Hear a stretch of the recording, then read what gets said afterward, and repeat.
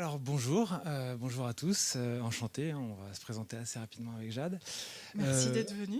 Le Déjà, but... si nombreux au pardon, premier étage dans le dédale des salles de la Cité internationale. On vous a fait venir avec un sujet racoleur, pour ne pas dire aguicheur. On va parler des vieux aujourd'hui. On va parler de notre mamie, nos mamies respectives. Et je suis pas sûre que ça soit si aguicheur que ça. Si, tu vas voir, ça va être bien. Donc l'idée, c'est vous allez comprendre le sujet, vous allez comprendre la démarche et on va essayer de vous faire naviguer dans le raisonnement qu'on vous apporter et les conclusions qu'on va vous donner. Donc rapidement, on va se présenter quand même, parce que c'est le principe. Jade, je te laisse commencer. Yes, ladies first apparemment. Donc bonjour, Jade Lemaître, directrice technique et cofondatrice d'une jolie PME industrielle lyonnaise qui s'appelle Ease Robotics. On existe depuis 2 ans et notre métier c'est de faire du hardware, c'est-à-dire fabriquer du robot. Mais en fait on fabrique pas des robots, on fabrique des produits qui marchent et qui sont utiles à l'aide de technologies robotiques. Voilà. Et puis sinon, j'ai 2-3 autres activités à côté, dont Lyon Iséaï. Lyon Iséaï, il y a une conférence à 17h qui se tient exactement dans cette salle, avec notre chère présidente Amélie Cordier.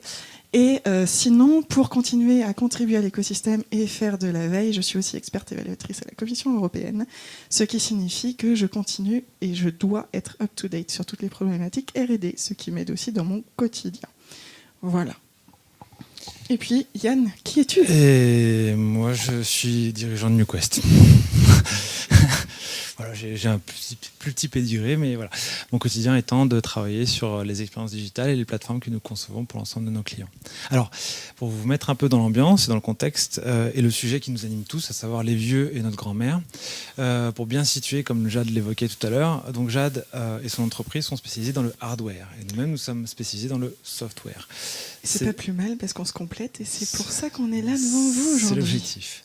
Donc en fait, on va tâcher de vous démontrer un peu le cheminement qu'on a dans notre travail au quotidien et ensemble et vous expliquer un peu le parcours de notre mamie jusqu'à présent et maintenant ce que nous sommes capables de proposer pour éviter que les mamies à venir, et je sais que nous sommes tous amenés à être des mamies ou des papis, n'auront pas à subir. Alors, bien sûr, vu que c'est le sujet, les vieux, on va essayer de se remettre un petit peu en contexte et en situation et refaire un petit persona de qui sont ces vieux, ces êtres à part, qui ont vécu les pires infamies et les pires douleurs. Rappelons donc que l'interface et le digital pour des vieux, alors on va dire vieux, je veux vexer personne dans la salle, on va dire des gens qui ont plus de 70 ans, on va dire, allez, on va faire ça. Donc c'est des gens qui ont connu... Levez la main si vous êtes si vous êtes vieux, sortez parce qu'on va être méchant avec vous. C'est des personnes qui, comme vous et moi, pour certains d'entre nous, pour moins vieux, avons connu cette boîte marron avec un bouton vert marqué Envoi qui s'appelait le Minitel.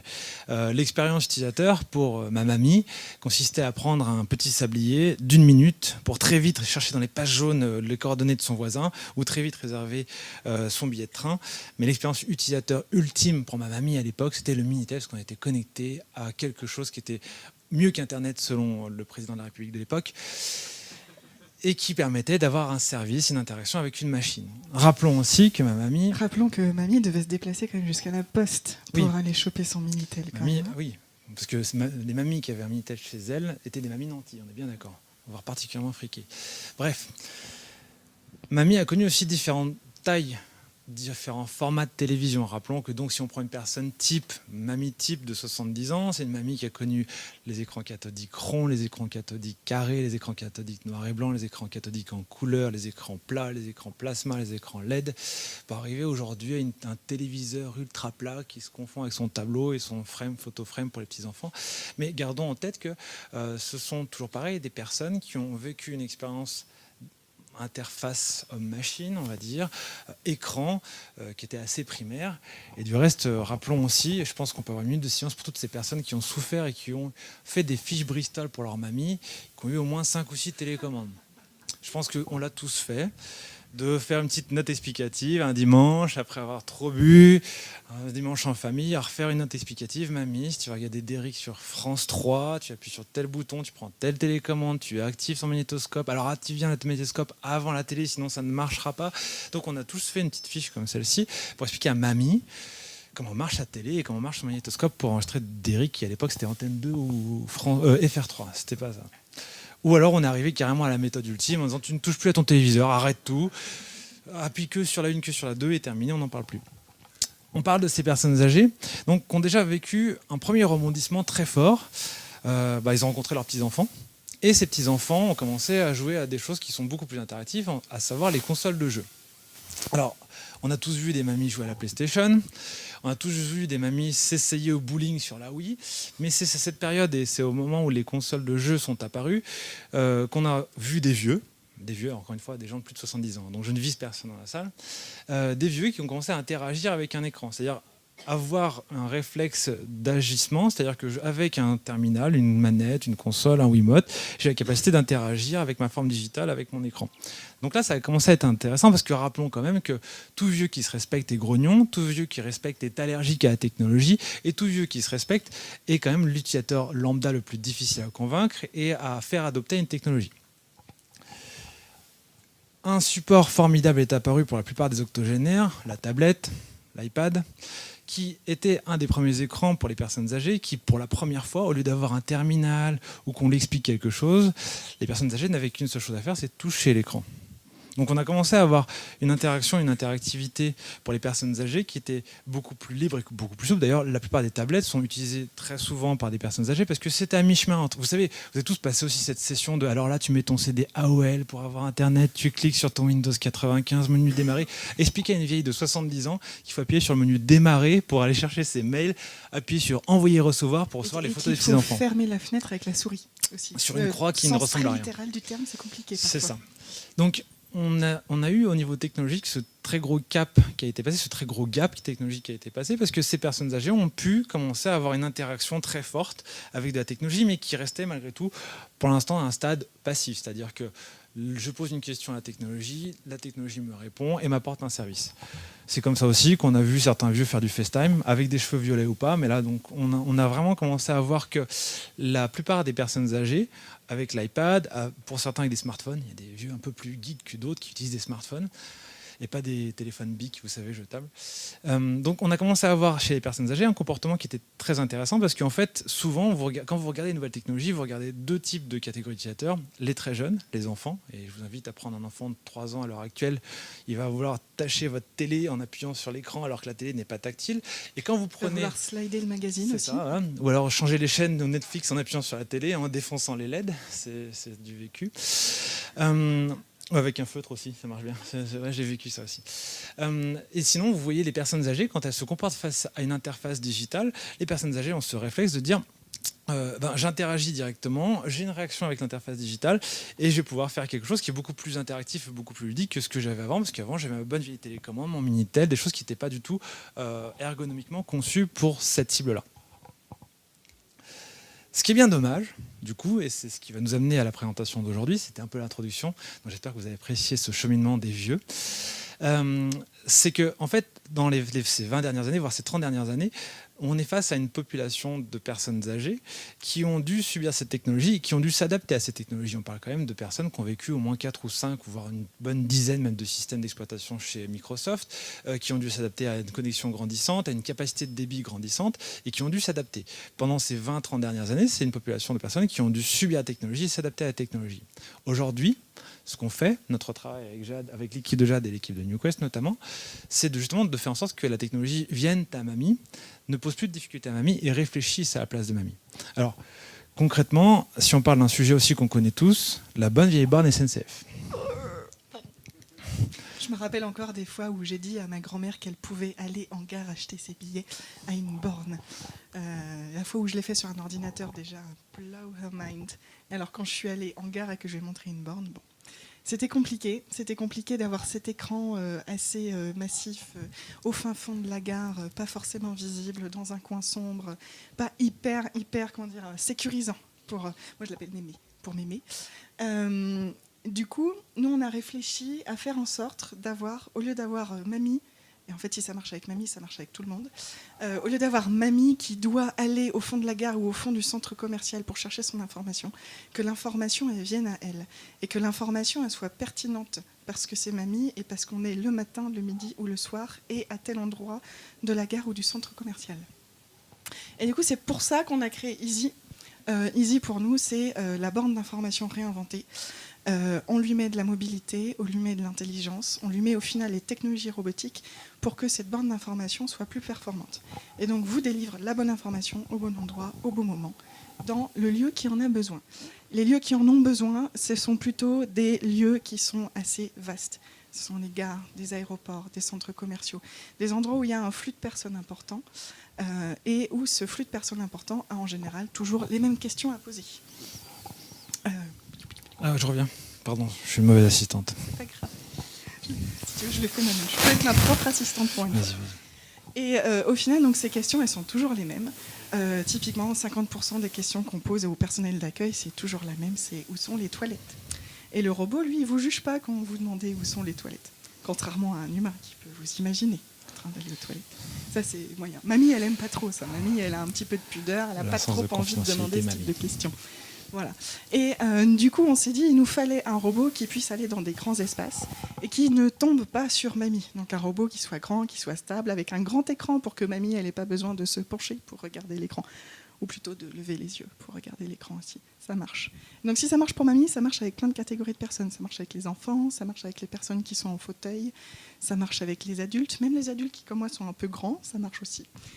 Et on a essayé de trouver un form factor qui soit à la fois un peu mignon, parce que c'est quand même sympa de pouvoir interagir avec un device qui est un petit peu mignon, et en même temps utile. C'est-à-dire que tout ce qui est pas utile et tout ce qui apporte de la complexité au produit, on le met de côté. Donc on ne va pas mettre de jambes, parce que les jambes, nous les humains, on est sur des jambes, mais on tombe vachement souvent. Tous les vieux. Oui, surtout les vieux. Je parle de mon expérience personnelle. Moi, je tombe toutes les 3 minutes. Mais je ne suis pas très très stable, parce que je n'ai pas de grands pieds. Et ensuite, on ne lui met pas de bras, parce qu'au final, le but de ce robot, c'est de délivrer de l'information, donc on n'a pas besoin de lui mettre des bras. Et puis, un robot d'1,50 m qui a des jambes et des bras, ça commence à faire un peu peur à Mamie. Et notre but, c'est pas de faire peur à Mamie, notre but, c'est de rassurer Mamie pour que Mamie vienne au robot et qu'elle prenne l'information. Quand Mamie vient au robot et qu'elle prend de l'information, au final, mon client à moi, c'est pas Mamie. Mon client à moi, c'est la gare ou l'aéroport, etc. Et celui-là, il est content. Parce qu'au final, comme ce robot est mobile et que Mamie va vers lui, il a plus d'interactions et il récolte plus de données sur Mamie que via des bornes traditionnelles. C'est ce que j'appelle l'effet T-Rex. On a des yeux qui sont sensibles au mouvement. Et donc, dès que quelque chose bouge dans notre entourage, on le remarque. Bon, il y a quelqu'un qui m'a dit il y a 5 minutes, c'est l'effet petit lapin. C'est aussi ça. Je préfère l'effet T-Rex. Ça fait un peu plus peur. Voilà. Et donc, typiquement, on a mis notre robot dans une gare pour aider toutes les mamies du monde. Ou au moins toutes les mamies d'Aix-en-Provence, vu qu'il est à la gare d'Aix-en-Provence. Et notre étude de cas était très simple, c'était de renseigner les voyageurs qui arrivent dans la gare, qui ne la connaissent pas et qui sont un peu perdus, pour qu'ils puissent trouver comment partir de la gare de manière simple. Donc trouver leur bus, trouver leur station de taxi, trouver le parking. Voilà. Et c'était très bien, on a eu un petit peu peur parce qu'on a commencé à mettre ce robot en pleine période de début de grève SNCF. Vous vous rappelez, en avril-mai dernier, quand on était tous en train de pester parce qu'il n'y avait plus de Parisiens. Eh ben, on a mis le robot en gare le premier week-end des grèves. Et on s'est dit, oh mon Dieu, on va préparer toutes les pièces de rechange possibles et inimaginables parce que les usagers vont être mécontents. Et au final, on a obtenu un résultat assez sympathique qui a même étonné le personnel de la SNCF. C'est qu'on a eu un pic de satisfaction toutes les fois où on avait des grèves en gare. Donc ça veut dire qu'au final, on renseigne bien Mamie, vu que Mamie, elle est contente après avoir utilisé le robot. Donc c'était plutôt intéressant comme use case. Et au global, quand on lissait sur toute la période, on avait 80% de satisfaction. Ce qui, pour la SNCF, c'est pas exceptionnel, c'est au-delà du exceptionnel. C'est-à-dire que les jours où vous vous dites « je suis content de la SNCF », c'est des jours à marquer d'une croix blanche dans votre agenda. Je suis désolée si quelqu'un travaille pour la SNCF ici. J'ai moi-même un abonnement fréquence et j'ai été beaucoup impactée pendant les grèves. Mais on avait ce 80% de taux de satisfaction moyen qui était mesuré donc, au jour le jour. Et c'était une belle découverte pour nous, pour la SNCF et donc pour toutes les mamies d'Aix-en-Provence. Voilà.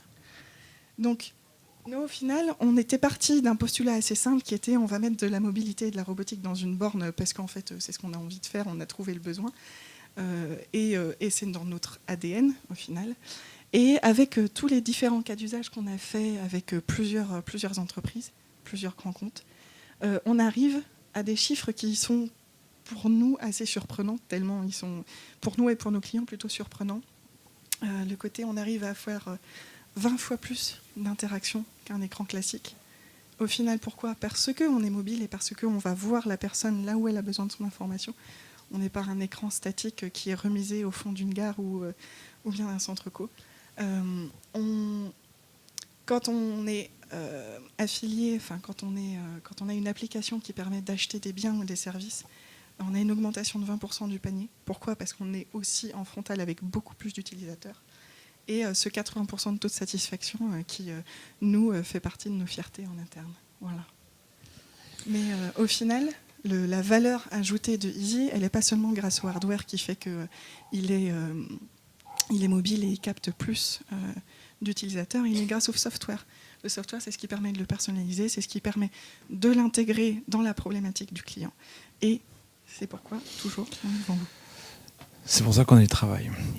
Donc pour reprendre un peu les propos de Jade, avant, l'information, on la cherchait. Donc tout ça pour bien vous remettre dans le contexte, notre vieille. J'y tiens, gardons en tête notre petite vieille avec ses bigoudis, son déambulateur. Restons bien focus sur notre mamie. Avant, mamie était obligée de chercher l'information. Mamie, qui est l'utilisatrice la plus complexe qu'on puisse trouver, elle cherchait l'information. Maintenant, et c'est le propos de Jade, maintenant l'information vient à vous et l'information a réfléchi à comment vous aborder pour interagir avec vous. Alors, concrètement, on va essayer de faire un petit exercice de avant-après, si je suis dans le contexte en mode mamie ou en mode les temps modernes post-mamie, ou les mamies du futur. Si on prend la traditionnelle borne, la borne d'arrêt de bus, la borne d'arrêt de bus la plus classique, vous savez, celle qui vous affiche tantôt un peu de pub, tantôt un peu d'informations d'actualité avec un logo RSS pour dire qu'il y a une actualité qui arrive, ou un Google Maps qui vous affiche la possibilité de vous rendre d'un point A à un point B. Si on le fait en raisonnement mamie, à l'ancienne, cette borne très classique est une interface homme-machine où je vais vers la borne, j'essaie de comprendre comment fonctionne la borne, donc son interface. Donc techniquement, si on est le concepteur de cette interface, on va essayer de ressembler à des carcans que mamie connaît. Est-ce que ça peut ressembler à un iPad ou un Android ou quelque chose comme ça ? Donc je vais vers la borne, il faut que je comprenne le fonctionnement de la borne et après que j'utilise la borne et ses fonctionnalités. Si on essaie d'être plus proactif et d'inverser la tendance et de faire en sorte que l'information vienne. Déjà, on va déjà réfléchir avant même que mamie soit présentée devant la borne à comment faire en sorte que la borne attire mamie. Et mamie, l'attirer, c'est pas facile. Parce que mamie, elle est sourde, mamie, elle voit mal. Donc il faut arriver à créer une interaction.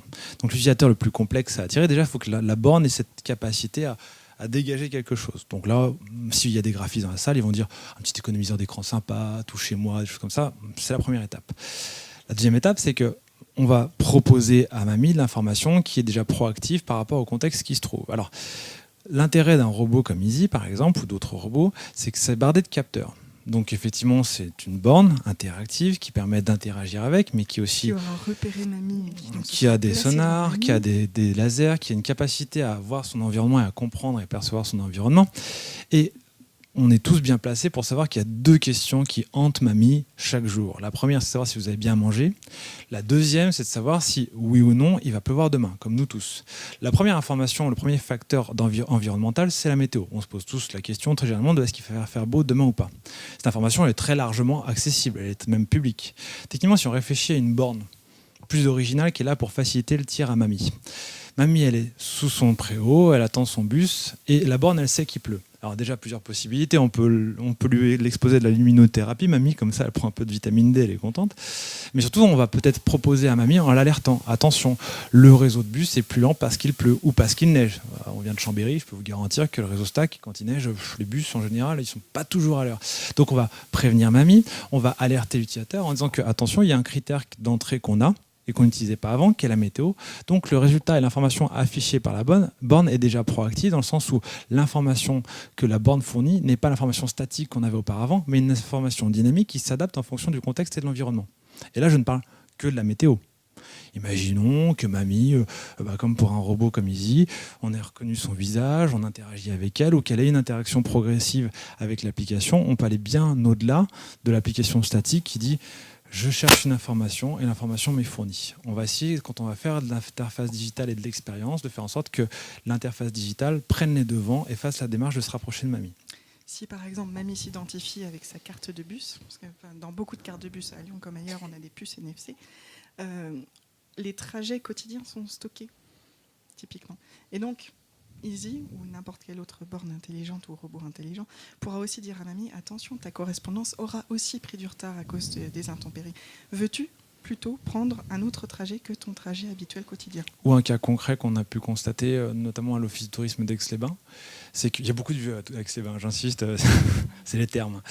Et il y a beaucoup de vues, donc la problématique de l'Office du tourisme, c'est de satisfaire les anciens.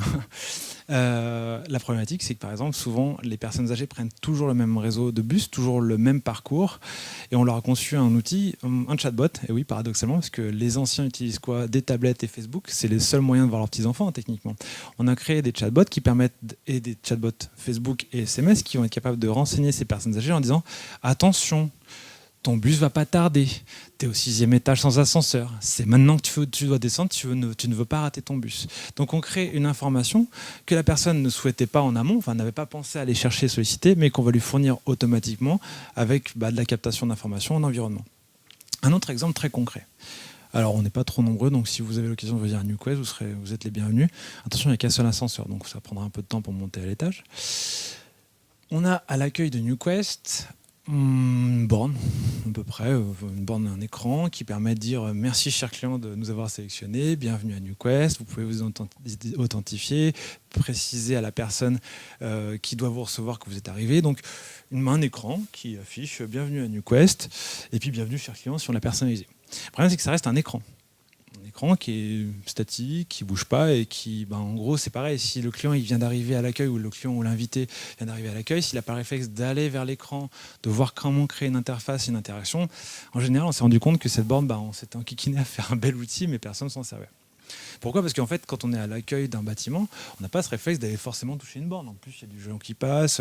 Qu'est-ce que je peux avoir comme information? Il faut déjà que j'apprenne à me servir de l'information et du digital, et après que j'interagisse avec et que j'obtienne ce que je veux. Donc c'est comme la règle des 3 clics sur un site web. Au bout de deuxième, on m'a perdu. Là, c'est pareil. Le temps d'apprendre la techno, de voir comment elle marche et d'obtenir mon information, j'ai plus fait de demander à l'accueil. Il est où le monsieur qui doit me recevoir? Parce que là, j'ai pas besoin de votre borne. Alors du coup, on s'est équipé parce qu'on a la chance de travailler avec des gens qui font du très bon matériel comme Easy. On aime bien bidouiller avec tous les robots de la Terre entière. Et on a obtenu un Jibo grâce à l'équipe qui est basée à New York. Alors Jibo, c'est une machine qui est américaine. Et alors pour résumer la machine, je vulgarise un peu, mais Jade, elle pourrait vous donner toutes les propriétés techniques de ce genre de matériel. Ce n'est ni plus ni moins qu'un écran, sauf qu'il est sur 2 rotules. Donc il se dandine un petit peu, c'est assez mignon. Et il a une capacité, ce robot, donc ça reste un écran, c'est qu'il a son système de tracking et il entend. Alors c'est con, il entend. Mais en fait, quand quelqu'un vient derrière lui et marche derrière lui, il se retourne. Ça fait du bruit, ça fait peur. Quand vous fixez, donc vous êtes à l'accueil, vous attendez à NewQuest et vous le fixez, la machine commence à vous regarder, vous observer, et c'est très perturbant parce que vous faites comme ça, elle vous suit, vous faites comme ça, elle vous suit aussi. Mais au bout d'un moment, quand elle a vu la machine, que vous étiez en train de la regarder, de la fixer et qu'elle vous a loqué, elle crée une discussion et un dialogue. Et alors là, où c'est le plus fort, c'est que si on a été malin et que nos développeurs ne sont pas trop bêtes, si on a chargé la photo du client, et si on a interfacé la machine avec le CRM de la boîte, la machine reconnaît le client, fait sa reconnaissance faciale et dit « Bonjour Yann Coste, ça fait plaisir de te voir ». On a créé la même interface que notre borne, on propose le même service que notre borne, sauf que c'est la machine qui a fait toute la démarche pour dire voilà l'information. Et donc, vu que dans notre CRM, on a dit que Yann Coste est attendu par son collègue Baptiste, Baptiste va être prévenu automatiquement et la personne n'aura jamais touché l'écran de la borne en question. Il manque un truc à ta borne, c'est des petites roulettes, pour qu'ensuite... Ils le suivent. Non, ils ne le suivent pas, ils l'accompagnent jusqu'au point jusqu'à ta super salle de cinéma. Tout à fait. C'est notamment l'usage que des machines comme Lumo permettent entre autres. Alors, donc ça, je ne sais pas si j'ai perdu, je sais pas s'il y a des octogénaires dans la salle, j'espère que j'ai perdu personne. Si on applique ce raisonnement-là, donc ça, c'est des exemples très concrets, des idées, des pistes qu'on creuse, et puis c'est notre usage personnel. Si on va sur des exemples très concrets de clients, alors on est à Lyon, on va parler d'un client local. On a la chance de travailler pour un très très grand club. Alors je suis désolé s'il y a des Stéphano dans la salle. Un très très grand club, mais là je brosse dans le sens du poil mes clients. Un très très très grand club. Non, on oublie. L'Olympique Lyonnais. Alors, on parle de club de foot, certes, mais on parle d'entreprises qui sont spécialistes de l'entertainment. C'est des gens qui vendent de la magie, c'est des gens qui vendent du rêve, c'est des gens qui vendent du loisir. Donc, à la limite, même si l'équipe n'est pas forcément au top tous les soirs, ce que veut un club comme l'OL, qui vend de l'entertainment et du loisir, c'est que les salles et les stades soient pleins. Quand on parle de loisirs auprès du grand public, et encore plus Mamie, parce que quand vous avez des cartes de tamalou, de gens qui se plaignent, qui ne sont pas contents, vous voulez les recevoir bien. Donc Mamie, notre cliente type, est difficile. Quand elle parle de loisirs, ce qu'elle veut, c'est le moins d'ennui possible, c'est le plus de facilité possible. C'est l'accès le plus simple et sans avoir à réfléchir.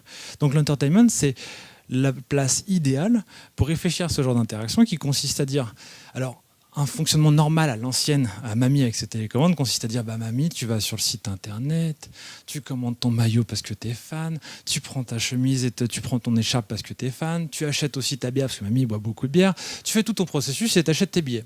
Tu fais tout ça, étape par étape. Et la vraie réflexion, quand on commence à avoir ce raisonnement avec les technologies modernes, c'est, comme on l'évoquait tout à l'heure pour l'Office du tourisme d'Aix-les-Bains, c'est Mamie, tu veux voir le concert de Rihanna. C'est maintenant qu'il faut que tu partes parce que tu l'as réservé sur la plateforme. On sait que tu es à l'autre bout de Lyon et que tu as 3 heures pour venir au stade Groupama pour voir le concert de Rihanna. Parce que Mamie aime beaucoup le concert de Rihanna. Techniquement, si tu veux traverser toute la ville, c'est maintenant qu'il faut que tu partes. Et si tu veux, on va avoir un robot à l'accueil qui va dire où est-ce qu'il faut que tu rentres et comment tu t'organises. Ça reste la même plateforme qu'il y a quelques années. Ça reste les mêmes technologies, mais ces technologies ont plus d'informations en entrée, plus de capteurs en entrée, plus de signaux en entrée, et on est capable de proposer un service beaucoup plus riche parce qu'on est capable de créer des automatismes grâce à ces informations. Donc l'exemple typique, l'exemple est bon. Justement, je vais être alerté qu'il y a des bouchons à Lyon, parce qu'il y a souvent des bouchons à Lyon, qu'on doit traverser toute la ville et pour se rendre au stade de Groupama, donc il faut prévoir d'avance de décoller. On va arriver dans le stade, potentiellement on va croiser un Easy qui va dire bonjour Easy, je souhaiterais me rendre, je vais tâcher sur ma borne de savoir à quel endroit je me trouve et comment je peux naviguer dans le stade. On peut aller même plus loin, c'est-à-dire que j'ai rencontré, interagi avec un Easy qui est dans l'aile sud, je recroise un Easy dans l'aile nord, et pour un peu qu'ils soient interconnectés, les deux Easy poursuivent le parcours utilisateur et disent non, vous m'avez demandé où c'était tout à l'heure, vous êtes renseigné et en fait vous êtes ici, donc il faut faire demi-tour, c'était là-bas. Tout ça avec, encore une fois, les mêmes outils qu'avant, sauf que maintenant on devient proactif, on crée une expérience et on réfléchit à la place de l'utilisateur avant que l'utilisateur ait réfléchi à demander l'information. L'information est poussée, le service est poussé sans que le besoin ait été demandé. Et du coup, cette expérience s'unifie aussi tout au long des devices qui sont utilisés, du téléphone à l'ordinateur, en passant par le robot ou les bornes classiques. L'avantage, c'est aussi que à partir du moment où vous avez du robot ou de la borne un petit peu intelligente dans un lieu, vous avez une espèce de connexion physique qui se fait. C'est-à-dire que là, Mamie, elle va, avec ses petits-enfants, continuer son expérience client, son expérience entertainment dans le Parc OL, parce que oui, c'est au Parc OL, dans le Parc OL, et continuer à passer pour super mamie auprès de ses petits-enfants, parce qu'elle leur a fait rencontrer un super robot comme Wally, tout en allant chercher sa petite bière. Voilà. On aime bien, il faut s'hydrater, c'est important. Concrètement, j'espère que vous voyez un petit peu comment sournoisement on vous a apporté cette discussion et cette réflexion. Nous, dans notre quotidien, quand on conçoit, je pense qu'il y a quand même des gens qui ont un peu d'expérience dans la salle du métier, du digital. Avant, quand on concevait des interfaces ou quand on concevait une expérience, ça se limitait à l'écran. C'est-à-dire que pour ceux qui l'ont connu, je vous ai fait un petit medley, mais avant on faisait des ordinateurs, des applications ou des sites qui étaient compatibles pour Mac et PC. Après il y a l'iPhone qui est apparu, les smartphones. Après il y a les tablettes qui sont apparues. Après il y a les écrans connectés. Après les écrans tactiles interactifs connectés. Après il y a eu les télés. La technologie déborde. Un jour il n'y aura plus d'écran du tout. Et on en arrive à justement des directeurs artistiques, des directeurs de création, des concepteurs chez nous, qui avant ne travaillaient principalement que sur Photoshop ou sur Sketch. Donc l'expérience utilisateur se limitait au visuel. Maintenant, on travaille sur une expérience globale. Parce que quand un client vient vers nous, ce qu'il veut, c'est quand on fait des maquettes pour son application, son service, ces maquettes consistent à représenter l'image de l'entreprise, à représenter le service qu'on veut transmettre. Sauf que maintenant, on va réfléchir sur l'ergonomie de façon très globale et large, et sur la façon de communiquer et d'échanger. Donc, des directeurs artistiques ou directeurs de création chez nous, maintenant vont réfléchir à la scénarisation et la façon de répondre et la thématique de réponse d'un chatbot. Un chatbot qui est au final de la même façon dont on pourrait programmer les réponses d'un robot comme Easy. Un chatbot ou un assistant vocal. Donc, la conception et la création dans nos métiers étaient avant tout et jusqu'à présent très visuelles. Je tiens à rappeler maintenant que Mamie, si elle veut regarder Derrick sur France 3, elle parle à la télé, elle dit « Ok Google, mets-moi Derrick sur France 3 ». Alors qu'il y a à peine 10 ans, Mamie, elle avait besoin encore une fois de 3 télécommandes pour regarder Derrick sur France 3. Et donc cette expérience-là fait que nos métiers sont en train de muter. On avait à la fois des techniciens qui étaient, on concevait de l'interface, on concevait des plateformes qui, encore une fois, avaient un rendu visuel. Donc on est bardé de développeurs front, back, qui sont là pour rendre un aperçu visuel. Maintenant, l'ensemble de nos développeurs, l'ensemble de notre chaîne de conception prend en compte tous les capteurs, toutes les informations qu'on peut avoir et demande une expérience réfléchie de A à Z, mais au-delà juste du support visuel. Et l'intégration se fait aussi dans les lieux, c'est-à-dire qu'il faut penser l'intégration de tous ces devices de manière logique et intelligente dans les lieux. Et donc c'est ça qui rend encore une fois de plus en plus complexe le métier, parce que notre métier qui était, je pense que vous connaissez tous, on parle encore de développeurs full stack. Alors moi à l'époque j'étais un développeur full stack. C'est des gens qui savaient tout faire, ces magiciens qui avaient une grosse bonne idée, qui savaient tout faire. Maintenant c'est de plus en plus difficile de trouver des gens qui sont en fait de toutes les technologies. Le métier c'est tellement segmenté et va être amené à se segmenter encore plus pour une raison simple, c'est que la multiplicité des devices qui vont se greffer sur la même plateforme et une seule et unique plateforme va amener à grossir encore. Et la diversité va évoluer au niveau de la conception qui était autrefois graphique, parce que quand on va réfléchir encore une fois à une expérience utilisateur, c'est ce qu'on conçoit jusqu'à présent, elle va aller bien au-delà de l'interface homme-machine-écran, elle va vraiment travailler sur la façon de répondre, la façon d'interpréter une réponse, la façon de réagir de la personne, parce que techniquement, quand on travaille avec un robot, on va détecter si la personne est plutôt grognon, plutôt souriante, ou plutôt en parlant fort ou en parlant pas assez fort. Et donc tous ces facteurs-là, tous ces capteurs-là vont être amenés à changer le comportement de la réponse qu'on va apporter, à changer l'expérience qu'on va apporter. Et la vraie difficulté qu'on va avoir à l'avenir, c'est que des interfaces qu'on avait conçues qui étaient statiques en quelque sorte à ce jour, vous allez regarder un site, un jour il sera plus le même demain. Vous allez regarder une interface d'un robot, ou un jour il sera plus le même demain. Et en fait, en fonction de l'environnement, l'ensemble de ces interfaces et l'ensemble de ces points d'interaction va bouger en permanence.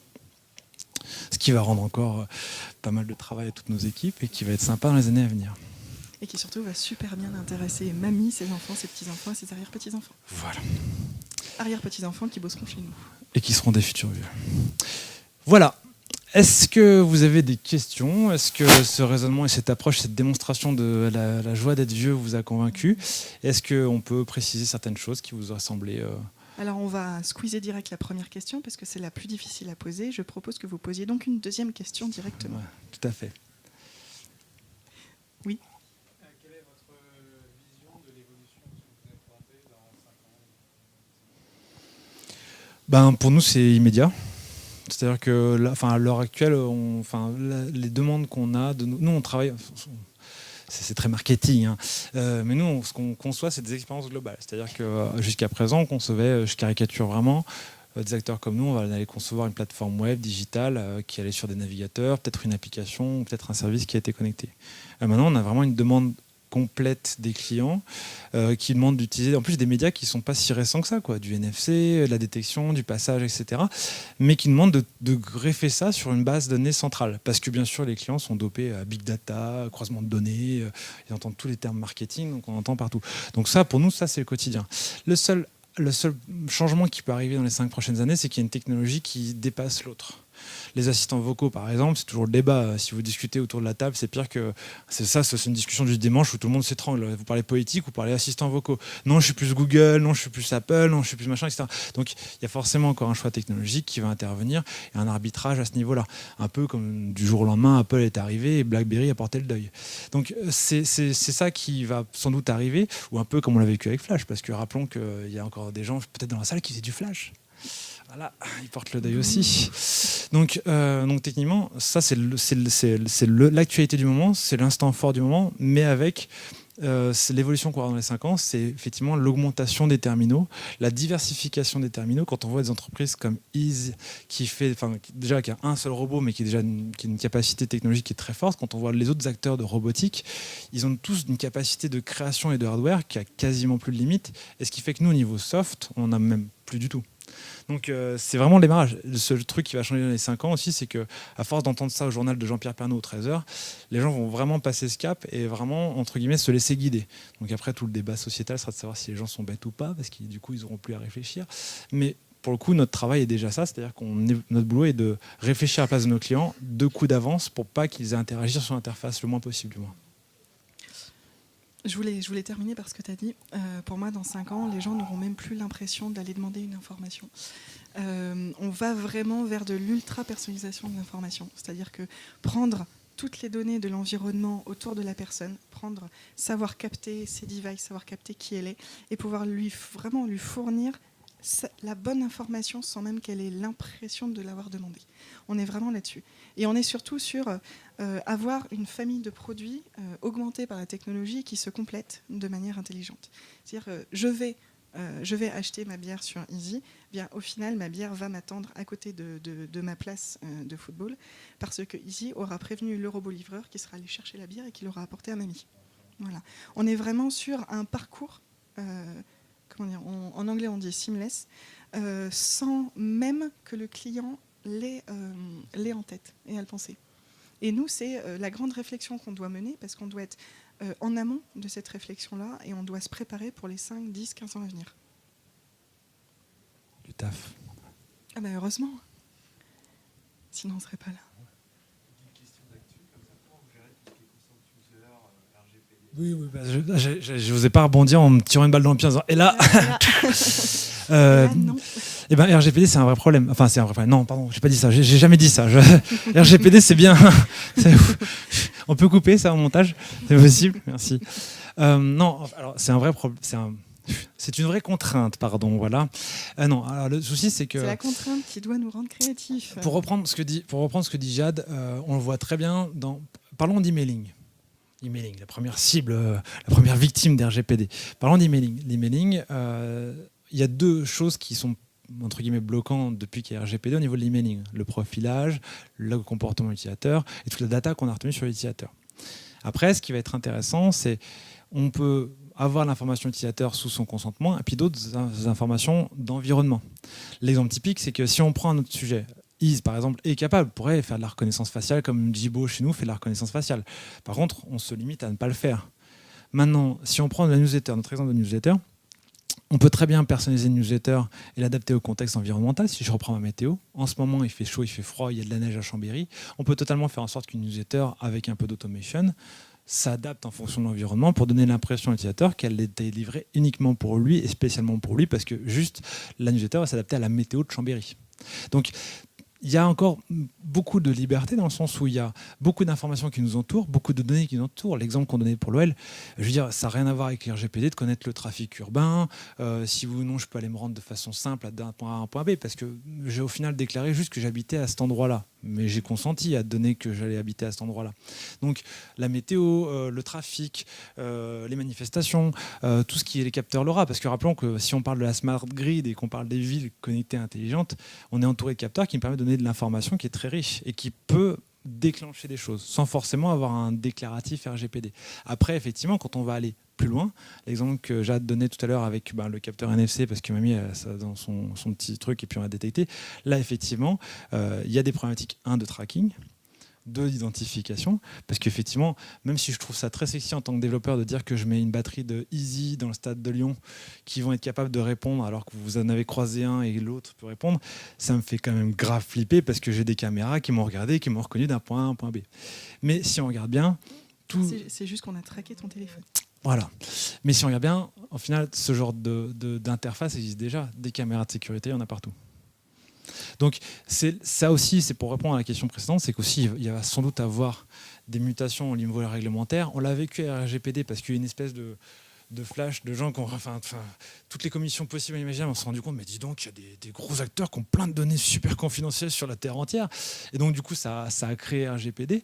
C'est une façon de protéger un peu, alors qu'on ne peut plus protéger grand-chose dans les faits.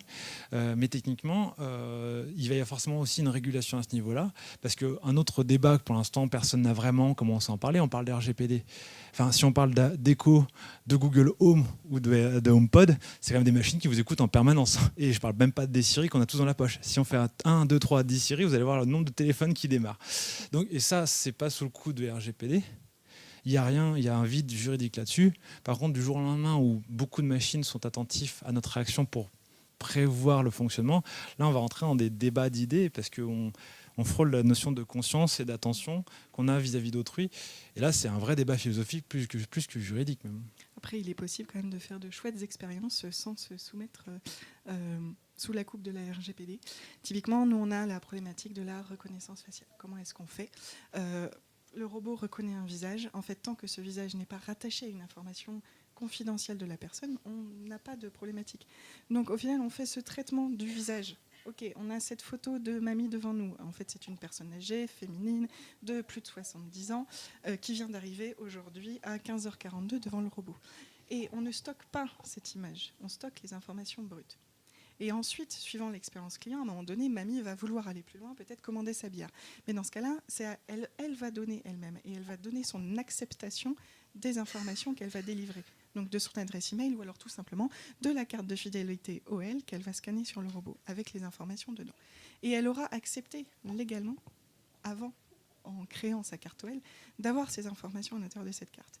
Et si nous avons fait notre boulot correctement et que le software est RGPD compatible, il y aura la petite pop-up qui dira « Attention, vous allez transmettre vos informations confidentielles sur cette plateforme pour pouvoir acheter votre bière. Le voulez-vous, oui ou non ?» Et suivant la réponse de mamie, parce que notre but aussi, c'est la RGPD, elle est là, c'est pour éviter que nos données soient prises par des devices qui n'en ont pas l'autorisation et qui ne donnent pas l'autorisation. Si on a cette évangélisation qui est faite, alors tout se passe bien. Après, juste pour finir sur ce sujet, RGPD, ce qu'il faut voir aussi, c'est que pour l'instant, c'est beaucoup de contraintes pour nous en tant que concepteurs. Parce qu'il y a un DPO, il faut vérifier tout, il faut s'assurer qu'on a tout mis en place pour être conforme et compliant et tout ce qui va bien. Donc, on fait l'effort, on fait tout nickel. Le problème, c'est qu'au final, pour l'utilisateur, c'est plus que gavant, in fine. C'est-à-dire que, en fait, la plupart des gens qui utilisent ces plateformes, en général, ont déjà coché une case où ils ne voulaient pas être inscrits à une newsletter, ont déjà fait le nécessaire parce qu'ils sont assez protectionnistes. En fait, pour le grand public qui ne sait même pas ce que veut dire RGPD, c'est un vrai poids, c'est une vraie contrainte. Donc, il y a aussi, à mon avis, des choses on a connu Adopi, j'ai envie de dire. Donc, il y a peut-être des choses qui vont encore bouger au niveau de RGPD parce que pour l'instant, c'est bien. Les gens sont aussi pas mal habitués quand ils participent à des jeux concours à coger la case. Oui, j'accepte que mes données soient traitées dans le cadre de ce jeu parce que oui, je veux gagner le voyage à Bali. Mais ce qui deviendra, pour reprendre le raisonnement, ce qui deviendra contraignant, c'est que là, ça marche tant qu'on a une interface visuelle. Je vois mal un Google HomePod, un Apple HomePod dire « Est-ce que vous êtes bien d'accord pour que je vous enregistre ?» Dites oui. Ça n'aura aucun sens. Et le problème, c'est que ce qui va faire l'arbitrage, c'est sûr, de toute façon, c'est les affaires. C'est-à-dire qu'à un moment donné, quand on se rendra compte qu'il y a beaucoup trop de limites en termes de croissance ou d'activité sur des métiers complets parce qu'il y a ce genre de limites, peut-être qu'il y aura, j'en sais rien, un peu comme il y a le prélèvement à la source pour les impôts, on va avoir une demande à la source. Est-ce que vous acceptez de donner telle ou telle information à tel ou tel organisme qui va réguler la diffusion de vos informations ? Pour l'instant, on en parle parce que tout le monde a vécu ça, a transpiré à chaudes gouttes le 28 mai dernier parce qu'il fallait tous passer à RGPD. Dans les faits, on verra ce que ça donne dans les mois, semaines qui arrivent parce que personne ne parle des assistants vocaux et du fait qu'ils nous enregistrent tous en permanence. Pas de questions ? Oui. Vous n'êtes pas vraiment rentré dans les détails un peu de ce qui fonctionnait, ce qui marchait. J'ai un peu vu une tablette là, mais le truc sur le côté, ça sert à quelque chose. Elle reconnaît vraiment des situations. Quand elle se balade dans la gare, elle repère les gens qui sont arrêtés. Moi, par exemple. Ça, là, voilà. Ça, c'est une tablette à roulettes. Ah ouais, c'est une super tablette à roulettes. En fait, si elle était statique, elle serait pas aussi bien. Mais c'est parce qu'elle a des roulettes et puis qu'elle se déplace vers toi qu'elle est bien. Attention, elle fait du karaté, la tablette à roulettes. Ouais. Est-ce qu'elle va vers Oui. les gens? Ah bah alors, tu descends les escalators et puis tu vas dans les douves. Et donc tu es accueilli exactement par ce même modèle qui est en train de patrouiller vers les gens. Donc en général, en événement, on le met en mode un petit peu random parce qu'il y a un tel flux de personnes que si on lui disait dirige-toi vers les gens, il ne saurait plus quoi faire, le pauvre. Mais on le met en mode random, il patrouille et puis ensuite, le fait de patrouiller déjà, toi, attire son attention parce que tu auras un espèce de gros machin blanc comme ça en plein milieu, en mode totem. C'est pas top, mais il te fait un petit clin d'œil quand il t'aperçoit, il te fait un petit bruit à la Wall-E. Parce que oui, on n'est pas basé sur l'interaction vocale, parce que dans les lieux où on met Easy, ce sont des lieux avec un espèce de fort volume de paroles. Ce sont des lieux publics, donc les gens parlent, il y a du bruit dans une gare, dans un centre commercial. Même nous, en tant qu'humains, parfois on a du mal à s'entendre. Donc alors les robots, c'est pire encore. Donc lui, il va faire ses petits bruits à la Wall-E pour attirer ton attention, et il va patrouiller vers toi. Est-ce qu'il y a des vents? Est-ce qu'il met des vents? faut citer désagréable, oui. Si on le traite de tablette à roulette, ouais, en général, il est rancunier. Non, en fait, alors, pour le coup, si on décrit ça, effectivement, c'est une très grosse borne sur des roulettes. Mais encore une fois, avec des capteurs, une capacité d'interaction. Et puis, je reprends l'exemple de Jade. Le problème, c'est quand on a ce genre de borne, alors pour l'avoir installé plusieurs fois, et puis on reprend notre bonne vieille borne qui va bien pour les transports publics, il faut des travaux publics, il faut de l'installation. Et puis, une fois qu'on a fixé la borne au sol, parce qu'en général, c'est un écran qui fait facile 80 kg, il ne bouge plus, il a un endroit fixe. Et souvent, parce que sauf quand c'est des bâtiments neufs ou récents comme ici, souvent notamment dans les gares, c'est des vieux bâtiments qu'on part recycler. Donc la borne, elle s'est retrouvée en général au fin fond. Il y a d'un côté la salle d'attente miteuse ou qui fait sombre avec les néons qui clignotent, de l'autre les WC et au milieu la borne, ce qui est jamais très engageant. L'avantage, c'est qu'effectivement, même si on résume, c'est une énorme borne tactile sur des roues. Ça a cette capacité effectivement d'aller chercher l'information et l'utilisateur directement. Là où l'utilisateur en général, moi je pense qu'on va avoir des stats parce qu'on est en train de travailler encore une fois sur des bornes d'arrêt de bus, sur l'interactivité, sur la consultation. Parce que l'avantage c'est qu'on sait quand la borne a été touchée, donc quand il y a un touch, on peut compter un peu comme sur un site le trafic et le nombre d'interactions sur les bornes sur lesquelles on est en train de travailler, sur lesquelles on est en train de créer de l'interaction, un peu comme on le fait avec des robots.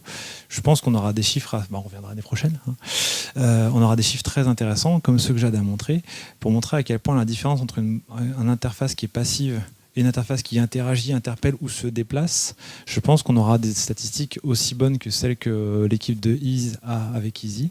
Parce qu'en final, on crée on crée une affection, on crée une relation, et on crée une démarche qui dit on a de l'information à vous fournir, elle est là, elle est sous votre nez. Là où avant, il fallait la chercher au fond du couloir. Et puis surtout, grâce à ça, grâce à la mobilité, on peut aussi lui assigner différents ordres de mission suivant la journée. Typiquement, dans un centre commercial, l'afflux le plus important à midi, c'est du côté restauration. Donc on peut lui dire, en temps normal de la journée, tu te positionnes à l'accueil et tu donnes l'information basique sur le centre commercial à l'accueil et tu fais la promotion de la carte de fidélité, parce que pour un centre commercial, c'est ce qui est important. Mais par contre, à midi, tu vas te positionner à côté du pôle restauration. Et puis en fait, Hippopotamus nous a acheté une page de publicité pour vanter leur nouveau menu steak plus cinéma.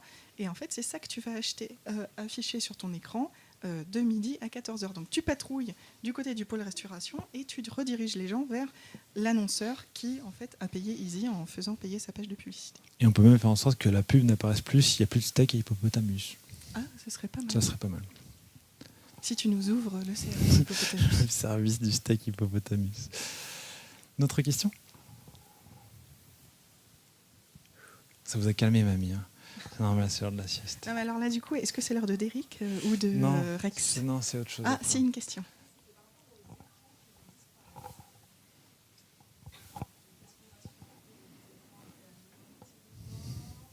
Alors, si on a ça, on aura tous des crampes au bras.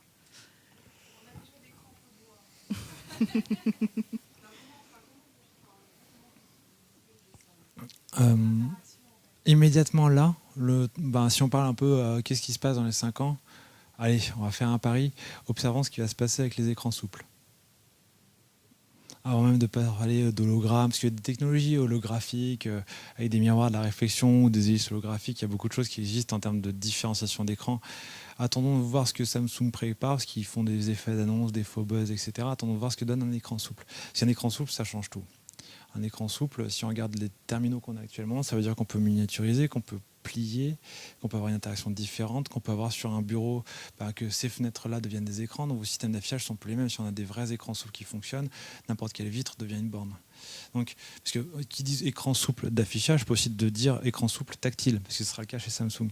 Donc rien que ce support technologique-là, par exemple, peut totalement changer la donne sur le fonctionnement qu'on peut avoir du quotidien. Parce que, imaginons, là, pour le coup, je ne vais pas faire le travail de Jade, mais techniquement, on a des contraintes techniques de mettre un gros écran sur un robot comme celui-ci.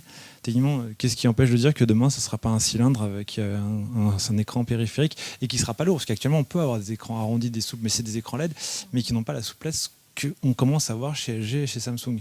Donc restons focus sur la technologie, parce que nous on s'appuie sur la technologie. Si on regarde ce genre de technologie, il y a des choses monstrueuses qui arrivent rien qu'à ce niveau-là.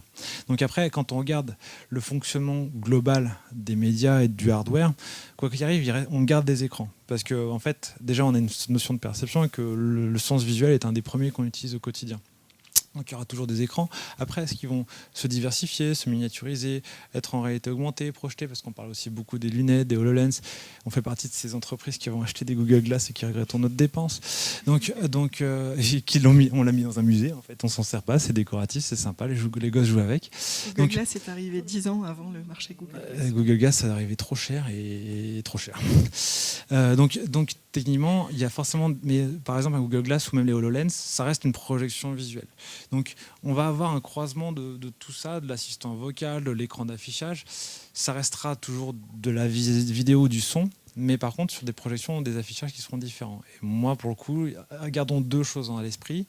Deux choses très importantes. Les deux gros changements technologiques qui nous arrivent dans la Qwen, c'est un, les écrans souples, et deux, la 5G. Alors la 5G, ça va faire débat, il va falloir vendre les licences, les machins. Avant qu'on ait tous de la 5G, on sera tous des vieux, justement, et on pourra dire qu'on a connu Windows 95.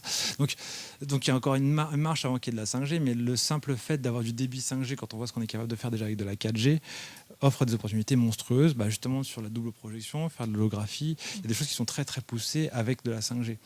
Donc si on regarde ces technologies-là, plus le big data, plus l'AI, ça fait déjà beaucoup de choses à digérer. Il nous reste 1 minute pour prendre une question. Yes. Pour vos clients, l'effort de personnalisation, d'adaptation à leur propre cas est important. Ceux qui le font, c'est vous. Si moi je veux la même chose avec le skin Minitel, je peux. Oh bah oui. Avec un gros bouton Oh là vert. là. On devrait faire ça comme April Fool, en fait, un skin Minitel sur le robot. Non, en fait, nos clients en général viennent nous voir en disant il est trop cool votre robot, je veux en avoir. Et notre question en retour, c'est d'accord, mais en fait, pour faire quoi ? Et en fait, on construit le cas d'usage avec le client et on a choisi des technologies qui font qu'on s'interface très rapidement avec ce que nos clients ont déjà. Donc en général, on arrive à porter des applications existantes. Et c'est aussi comme ça qu'on arrive à avoir une adoption assez rapide par le client de notre robot et de ce qu'il peut faire. Après, on peut lui mettre des jantes à lui, si tu veux, il n'y a pas de souci. Puis un petit aileron aussi, ça rend très bien. Les jantes à lui, c'est bien parce qu'en fait, la peinture du robot. On peut faire du tuning, avec des flammes, ça peut être très sexy. Voilà. Quelques LED aussi. Eh bien, merci à tous d'être venus pour cette conférence.